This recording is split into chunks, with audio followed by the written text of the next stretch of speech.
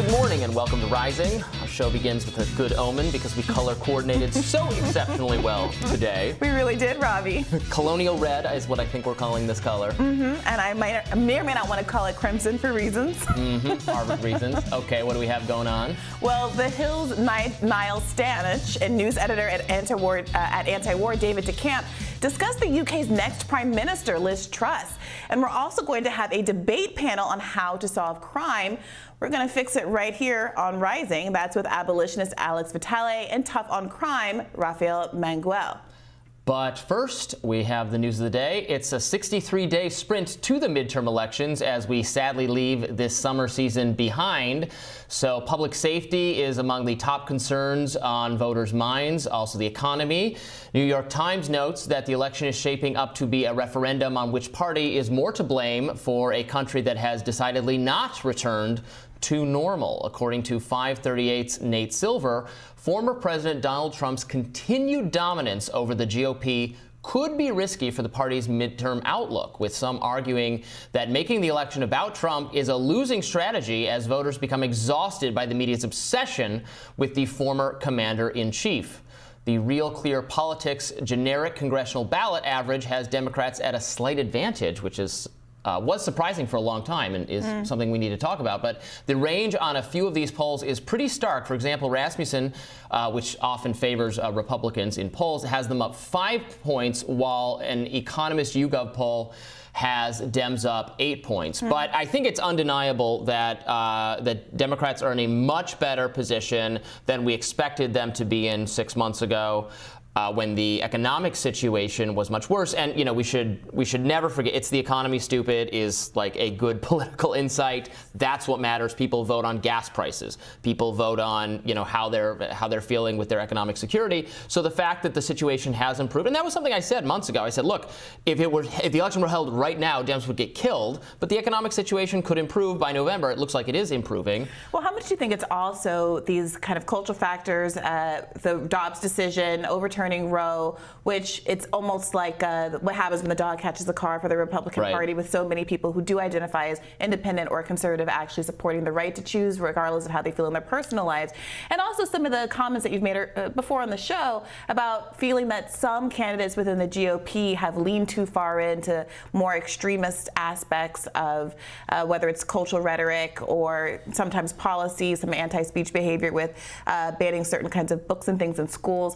How much do you think that has had an effect? I think it definitely has an effect. Candidates matter. I mean, this is no new story for Republicans. There have been previous election cycles where they lost races they ought to have won because they had a candidate that won a primary by being kind of very far to the right or being, you know, kooky or exciting, and then is not a good general election candidate because the voters they have to win over don't like that. That happened with, you know, what back in, I think, 2008, 2010, 2012 cycles. This was the story for the GOP. Candidates who could have races that could have been won by different candidates. So I think it's a lot of that. I think it's I think it's what you said about Dobbs. Clearly, that has given some voters who are leaning toward Republicans, that's given them some pause. I think that's pretty clear. You know, it is what it is, but Republicans, I don't know, they need to recover from this. They need to be a little bit more careful about their candidates, or they need to, and also so much of what they had to indict Democrats on with COVID policy being too extreme, I'm going to talk about some more COVID school policies in my radar, that kind of thing. Democrats have mostly moderated on all that stuff now, in comparison to where they were a year ago when Glenn Youngkin showed Republicans the way. Run on Democrats mishandling schools. Well, the Democrats got that message, and now they don't seem, they're still, you know, too extreme on these things for maybe my taste, but probably for the average voter is not looking at Democrats as I mean, schools are reopening. They're not, Democrats are no longer the reason your kids aren't in school, because your kids are in school. Yeah, and I've been saying this on the show for a while, that there's a limit, I think, to the outrage machine. Once you win the battle on mandates, once you win the battle on things opening back up, you know, you can still complain about it And there can be still legitimate frustrations about what has happened in the longer-term effects of all of these policies. There's always costs and benefits to any kind of policy. But at the end of the day, isn't going to motivate people in elections to turn out the same way that something like the Dobbs opinion might. So we will continue to look at that. But Alaska proved to be an upset for Democrats last week, but Pennsylvania, Ohio, Connecticut, Virginia, Minnesota, and Wisconsin will all be hosting some close races that could flip red or blue. Yeah, and it's, you know, also the Trump factor is something we have to talk about, because I think it's pretty clear that the more in the news he is, and he has the power to be in the news whenever he wants to be, and then also with Mar-a-Lago going on, that's probably not something he necessarily chose, but has put him in the news, it's just bad for Republicans, because, again, some Republicans love Donald Trump. No question there. There's enough Republicans who still love Donald Trump for him to be like the intellectual leader of the Republican Party for the foreseeable future. But that's 35% of the country. It's a majority of Republicans, but it's 35% of the country. So people like independents, moderates who want to vote for Republican policies are still pretty sick of Trump. I see no evidence that like people who don't like Trump have gotten more favorable to Trump. So some people who like Trump or were okay with Trump have turned against him. No one has turned in the other direction. No one wasn't on board with Trump but is on board with him now. So it's just not tactically smart to keep him in the driver's seat. And every time I tweet this observation, I'll get like the more pro-Trump of my followers, or like what remains of the MAGA movement will be like, no, how dare he's our king, he's our once and future hope, and it's just such a kind of loser attitude. But that being the case, Robby, what do you make of Joe Biden's choice to center this idea of MAGA Republicans as being at the root of the problem with the party, with the speech that he made last Thursday?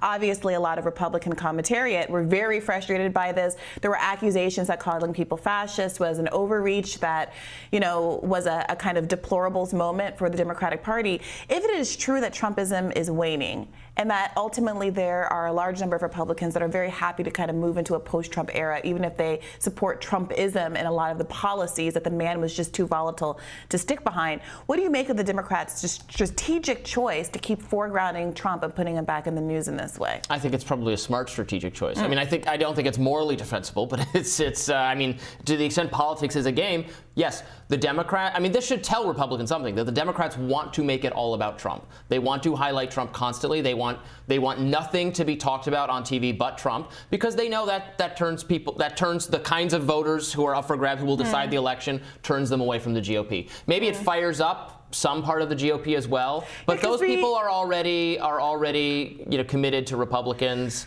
Because we were discussing whether or not the Mar-a-Lago raid was going to have a turnout effect for Republicans, the same way the Dobbs opinion was going to have a turnout effect for people across the spectrum who supported the right to choose. For liberals. We're not seeing any evidence that this is, again, it might make Trumpy people more excited. Maybe it raises, I guess you could argue to me, it raises the possibility that Trump, maintains control or can fend off a DeSantis challenge and is still the candidate for the next election cycle. I guess that's conceivable, but I see no evidence that it makes people who have cooled to Trump more excited about him. I think it makes them less excited about him. I don't think that really pro-Trump people get that, because they're mad. Yeah. They're so mad about this, and they want revenge on Democrats for doing this. But I think Democrats are baiting them, because they would rather talk about Trump than anything else, than Biden's so-called accomplishments, because there's not a lot to talk about on that front. Well, I always appreciate your analysis, Robby, and I look forward to hearing more of it in your radar up next.